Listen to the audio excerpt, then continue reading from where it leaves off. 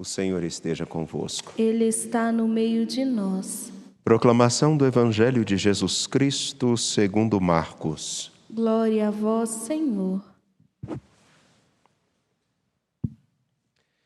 Naquele tempo, os fariseus e alguns mestres da lei vieram de Jerusalém e se reuniram em torno de Jesus.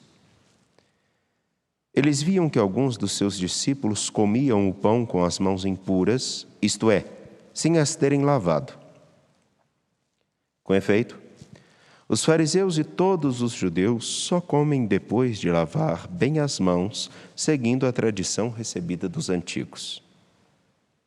Ao voltar da praça, eles não comem sem tomar banho e seguem muitos outros costumes que receberam por tradição. A maneira certa de lavar copos, jarras e vasilhas de cobre. Os fariseus e os mestres da lei perguntaram então a Jesus: por que os teus discípulos não seguem a tradição dos antigos, mas comem o pão sem lavar as mãos? Jesus respondeu: bem profetizou Isaías a vosso respeito, hipócritas. Como está escrito: este povo me honra com os lábios, mas seu coração está longe de mim. De nada adianta o culto que me prestam, pois as doutrinas que ensinam são preceitos humanos. Vós abandonais o mandamento de Deus para seguir a tradição dos homens. E dizia-lhes: vós sabeis muito bem como anular o mandamento de Deus a fim de guardar as vossas tradições. Com efeito, Moisés ordenou: honra teu pai e tua mãe. E ainda, quem amaldiçoa o pai ou a mãe deve morrer. Mas vós ensinais que é lícito alguém dizer a seu pai e a sua mãe: o sustento que vós poderíeis receber de mim é corban, isto é, consagrado a Deus. E essa pessoa fica dispensada de ajudar seu pai ou sua mãe. Assim, vós esvaziais a palavra de Deus com a tradição que vós transmitis. E vós fazeis muitas outras coisas como estas. Palavra da salvação. Glória a vós, Senhor. Vocês que aqui estão no Santuário Basílica Nossa Senhora da Piedade, sejam muito bem-vindos. Você que nos acompanha pela TV Horizonte, pela Rádio América e também pela nossa retransmissora Educar de Ponte Nova e Região e pelo nosso canal no YouTube.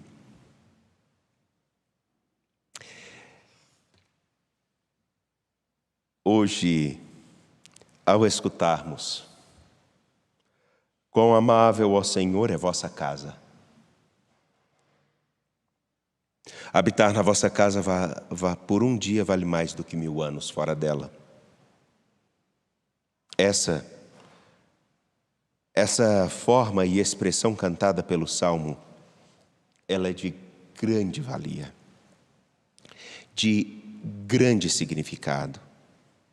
E me permitam retomar um pouco daquilo que ontem Padre Samuel lembrou e que temos a continuidade ao longo dessa semana. Ele recordou uma coisa muito interessante. O templo era preparado, o templo de Deus era preparado e lá existia o Santo dos Santos. E tanto a palavra quanto os sacrifícios, tudo que se fazia no templo era para justamente lembrar ao povo: nós precisamos ser este templo, na verdade. A palavra que é proclamada nesse templo deve ecoar em nós. Os sacrifícios que nós oferecemos nesse templo devem ter um fruto nos sacrifícios, no modo de oferecermos-nos a Deus todos os dias. E daí, um dia em vossa casa, Senhor, vale mais do que 1000 fora dela, por uma coisa muito simples. Porque a relação estabelecida com o Senhor dentro da sua casa se ela realmente é sincera, se ela realmente tem significado, valor, e não é uma mera repetição de um preceito ou de um cumprimento de um dever, mas algo que é o desejo de manter a relação com quem é muito precioso, ela faz com que essa casa não esteja fora de nós, mas dentro de nós. É comum nós ouvirmos algumas pessoas falarem assim: Deus está aqui. E Ele está dentro de nós mesmo. Mas o triste é que esse estar aqui significa que Ele é o meu Deus, aos meus moldes, ao modo com que eu concebo e conforme o que eu quero. Isso é uma idolatria.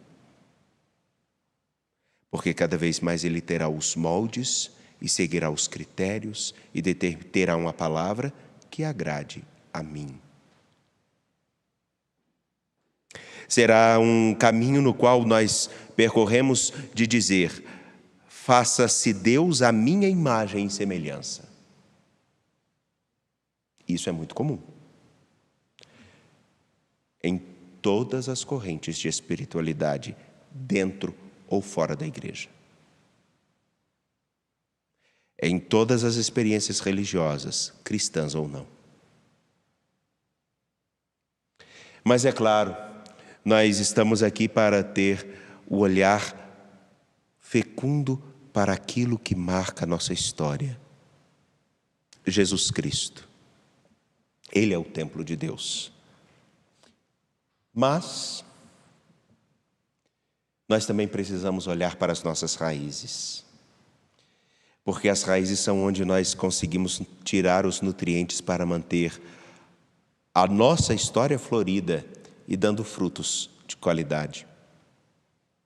E por isso a leitura do primeiro livro dos Reis, ela é fabulosa. Salomão constrói o templo, mas a sentença que ele faz, ela é magnífica. Permitam-me retomar. Ó Senhor Deus de Israel, não há Deus igual a ti, nem no mais alto dos céus, nem aqui embaixo da terra. Tu és fiel à tua misericordiosa aliança com teus servos, que andam na tua presença de todo o coração. Ele reconhece, sim, a grandeza de nosso Deus. Mas ele sabe, o Senhor poderia morar em alguma casa? Nem os céus são capazes de te conter? Eu sei. O Senhor está além de mim, dele, dela, dele. O Senhor está além do templo, o Senhor está além do tempo. O Senhor é muito maior do que qualquer coisa que nós possamos falar. Entretanto, pela tua grandeza, atende, Senhor, meu Deus, a oração e a súplica do teu servo. Ouve o clamor e a prece que ele hoje faz em tua presença.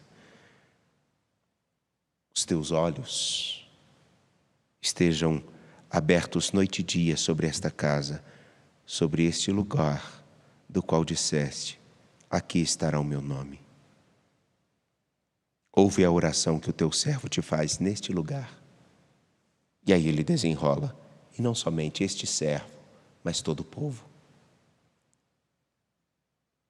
Que aqui nós possamos sempre vir com a confiança de que o Senhor nos escutará.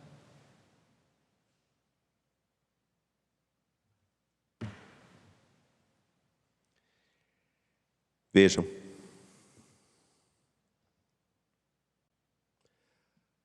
o templo é o lugar onde, com confiança, os homens poderiam rasgar os seus corações e apresentar-se ao Senhor como quem vai à casa de alguém que lhe é muito precioso, à casa de quem, com quem a confiança é nutrida, vivida e cultivada.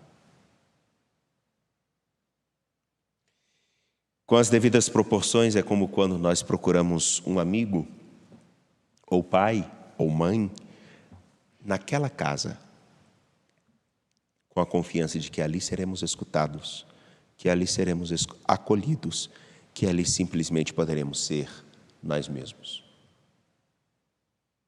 Sermos nós mesmos. E sendo nós mesmos, apresentando a Ele tudo o que somos, deixar com que Ele nos transforme cada vez mais naquilo que nós podemos ser. Deixando com que a Sua palavra tome forma, molde-nos,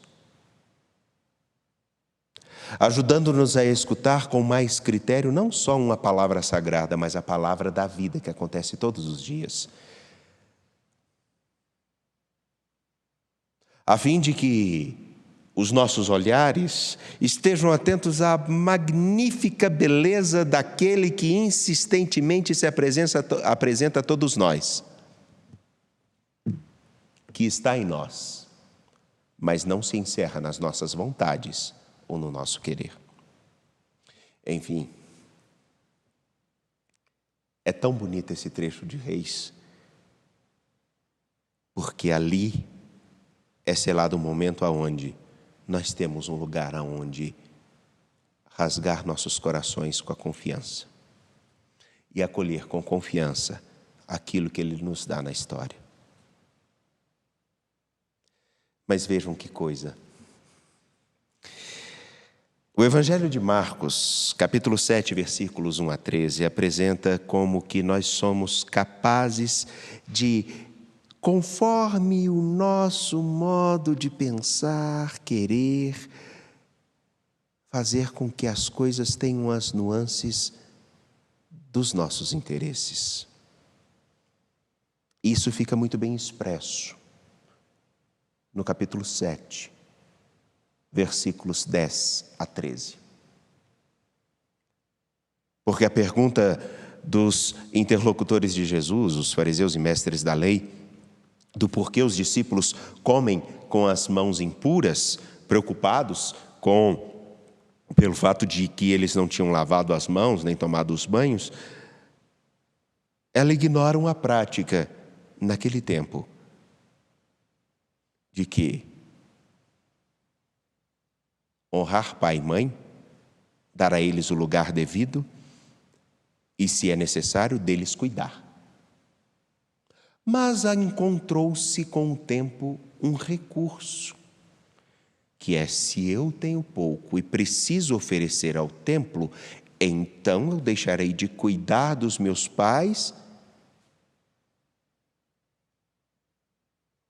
dizendo: isso que seria para vocês eu ofereço a Deus. É uma saída de um discurso, de um interesse. E o porquê eu ressalto isso aqui? Muito simples. Porque a nossa relação com o Senhor, quando nós dizemos, e com muito afinco e com muita garra, sem o mínimo de noção de que Deus realmente não está só aqui. O Senhor nosso Deus não está somente ali. O Senhor nosso Deus é muito maior. Logo, quando nós falamos, não, Ele está aqui, eu não preciso de mais nada.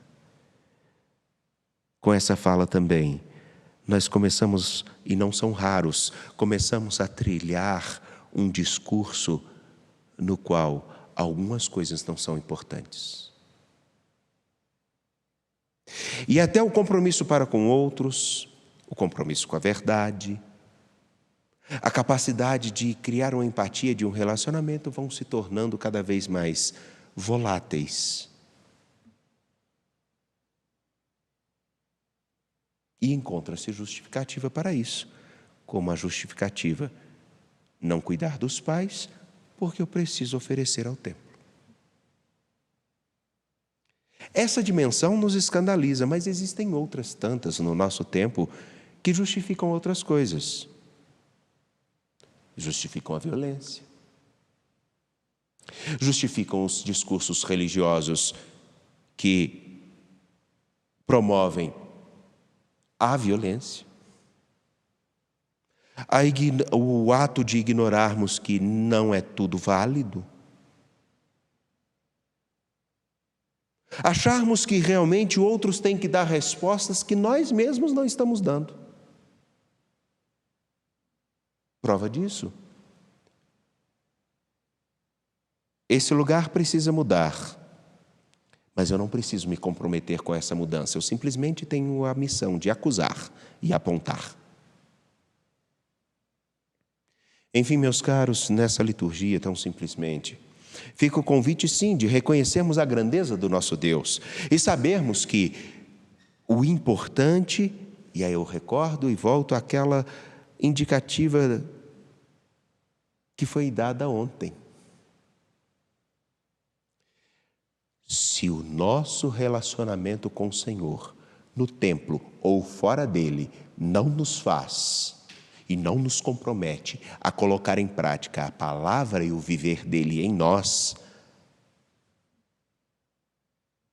de toda e qualquer forma, dos mais conservadores aos mais progressistas, todos nos igualamos aos mestres da lei e fariseus, que pegam partes da verdade da Escritura, partes da verdade da revelação e fazem delas o que querem e se esquecem de deixar com que elas nos façam parte do mistério do Deus que insiste em salvar.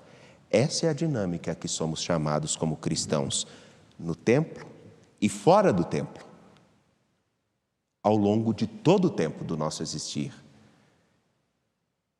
Deixemos com que o Senhor ocupe o lugar de destaque na nossa história e que os nossos sacrifícios, nossas oblações, nossas ofertas, nossas ritualidades, também as nossas indignações sejam marcadas por um crivo muito simples. Em que eu estou comprometido em deixar com que a palavra em mim se torne vida? Porque, caso contrário, seremos sempre alguém falando e nada fazendo. Peçamos ao Senhor que nos ajude a ser e a fazer o que esperamos. Confiantes nele, apresentemos nossas preces.